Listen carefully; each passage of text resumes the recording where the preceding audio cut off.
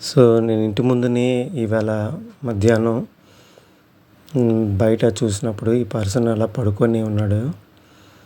యాక్చువల్‌గా స్టెప్స్ దగ్గర పడుకొని ఉన్నాడు. ఇది కరెక్ట్‌గా మిట్ట మధ్యాహ్నం అనమాట. చూసారా? మంచి వెలుతురున్నది.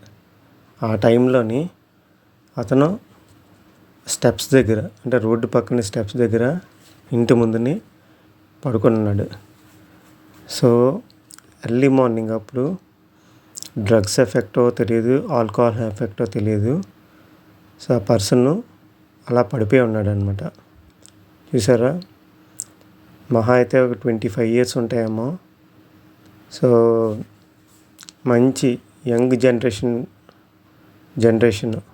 జనరేషన్ టైంలోని ఇలాగా డ్రగ్స్ తీసుకొని అలా పడిపోయి ఫ్యూచర్ తెలియకుండా